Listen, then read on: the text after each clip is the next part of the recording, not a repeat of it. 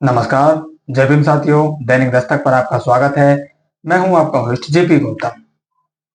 बात बिहार चुनाव की है। बिहार चुनाव से बड़ी खबर निकलकर आ रही है और चिराग पासवान, जी हां, वही चिराग पासवान जो बीजेपी के हनुमान बताए जाते हैं, उन चिराग पासवान का एक बयान काफी वायरल हो रहा है और इस बयान के पीछे जो राजनीति है वो गर्मा गई है और इस बयान का सीधा सीधा जो संबंध है वो बहुजन समाज पार्टी से जोड़कर देखा जा रहा है।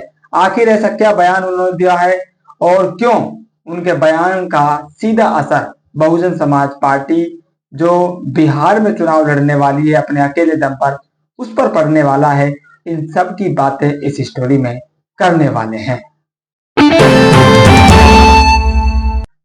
बिहार में अब से 3 माह बाद, करीब करीब 3 माह बाद विधानसभा के चुनाव होने वाले हैं।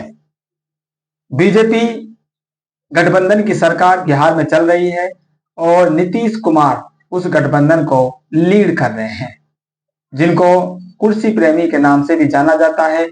सरकार चाहे किसी की भी हो, लेकिन सीएम की कुर्सी नीतीश कुमार की होती है। उनके बारे में ये कहावत काफी प्रचलित है और वो किसी भी हद तक कुर्सी के लिए जा सकते हैं। ये उन्होंने पिछले चुनाव में करके भी दिखा दिया है। बात यहां पर चिराग पासवान की निकल कर आ रही है, क्योंकि चिराग पासवान जो इस देश की राजनीति के फेमस चेहरा रहे और जिनको राजनीति का मौसम विज्ञानी कहा जाता है, उनके सुपुत्र हैं और उनकी पार्टी लोजपा के फिलहाल वो करता धरता है।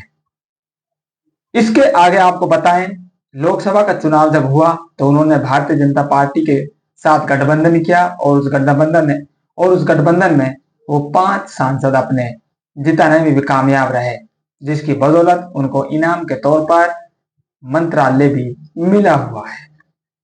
उन्होंने बयान दिया है कि वो बिहार विधानसभा चुनाव जो मैंने आपको बताया 3 महीना बाद होने वाले हैं, उनमें अकेले दम पर चुनाव लड़ने वाले हैं। चौंके मत, गठबंधन के साथी हैं। बिहार विधानसभा चुनाव में बीजेपी के साथ उन्होंने विधानसभा चुनाव लड़ा है गठबंधन में, लेकिन बिहार विधानसभा का चुनाव वो अपने अकेले दम पर लड़ने वाले हैं। ये दावा उन्होंने कर दिया है। अब इसमें कौन सी बड़ी बात है, और अगर बड़ी बात है तो इसका सीधा संबंध बहुजन समाज पार्टी से क्यों जोड़ा जा रहा है, इसकी पड़ताल जब साथियों आप करेंगे तो आपको याद होगा अभी आकाश आनंद का एक बड़ा प्रोग्राम बिहार में आयोजित हुआ था।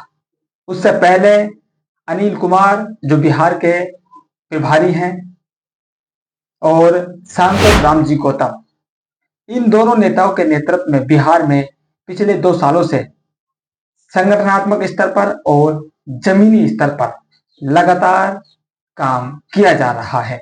और चुनाव रिजल्ट आप देखते हैं, पिछला चुनाव रिजल्ट आप देख लीजिए, उससे पिछला चुनाव रिजल्ट आप देख लीजिए, बहुजन समाज पार्टी को बिहार में सफलता मिलती रहती है।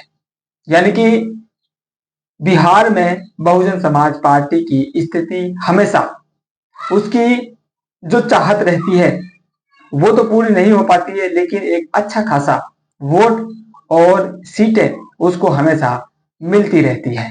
पिछली बार उन्होंने गठबंधन के तहत चुनाव लड़ा, उस गठबंधन को करीब करीब 10 के आसपास सीटें मिलती हैं और ओवैसी उसमें 5 सीटें जिताने में कामयाब रहते हैं। हालांकि चुनाव खत्म होने के बाद उनकी जो एमएलए हैं वो लालू यादव की पार्टी में मिल जाते हैं और जो गठबंधन है वो वहीं पर रह जाता है। इन सब मजबूत स्थितियों को देखते हुए सबसे ज्यादा जो प्रभाव है वो भारतीय जनता पार्टी को हो रहा है। उसको ऐसा लग रहा है अगर बहुजन समाज पार्टी आगे बढ़ती है, मजबूत होती है, तो भारतीय जनता पार्टी का डाउनफॉल होता रहेगा और जो वोट बैंक बसपा का है वो उसके साथ मिलता है, तो सीधा सीधा नुकसान हमारा है।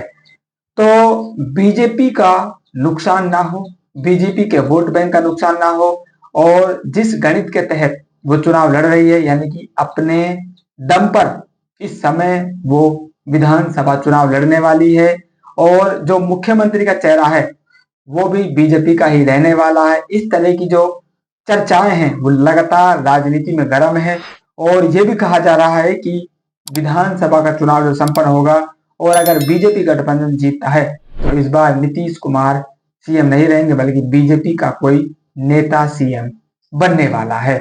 इन सब समीकरणों को देखते हुए बीजेपी नहीं चाहती कि उसका जो थोड़ा सा भी वोट बैंक है, जो दलित वोट उसको मिल रहा है, वो दलित वोट उससे खिसक जाए और वो अपनी मूल पार्टी बहुजन समाज पार्टी की तरफ रुख कर जाए। इसलिए इन वोटों का असर उसके पास ना हो। अगर वो वोट टूटता है, वो वोट उसके ही जो एक गठबंधन के साथी हैं उसको चला जाए और बीजेपी का फायदा रहे और बसपा का नुकसान हो जाए। इसलिए चिराग पासवान के बारे में कहा जा रहा है कि उनको अलग चुनाव लड़वाया जा रहा है, ताकि बसपा का जो वोट बैंक है, जो दलित वोट बैंक है, वो कई टुकड़ों में बट जाए।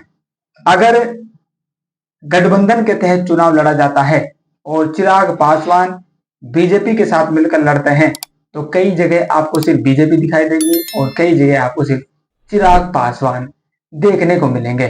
तो बीजेपी को यहाँ पर यह डर है, जहां पर बीजेपी का कैंडिडेट होगा वहां पर हो सकता है दलित वोट, जो चिराग पासवान का भी वोट है, वो चिराग पासवान का वोट बीजेपी को मिलते, वो वोट बीजेपी को ना मिले और वो बहुजन समाज पार्टी में चला जाए।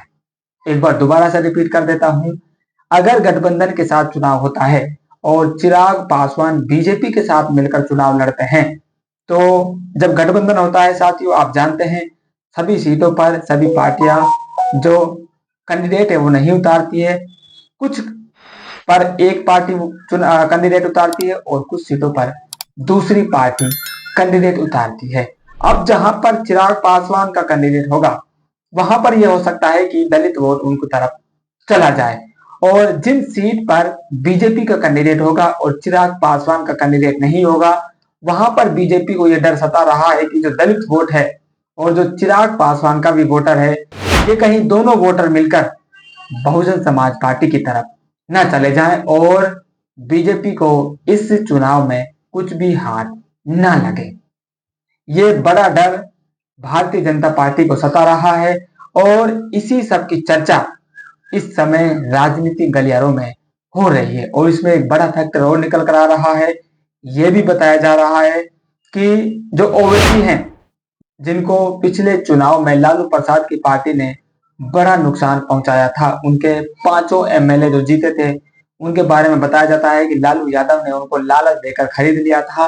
अब वो बदला लेने के लिए किसी भी हद तक जा सकते हैं और इस चुनाव में लालू यादव की पार्टी का नुकसान करने में कोई कसर नहीं छोड़ेंगे। इसलिए चर्चा ये भी चल रही है, जब उन्होंने अकेले चुनाव लड़ने का ये दावा किया है चिराग पासवान ने, कहा जा रहा है कि बहुजन समाज पार्टी, लोजपा और ओवैसी ये तीनों एक साथ भी मिल सकते हैं, चाहे चुनाव से पहले या चुनाव के बाद।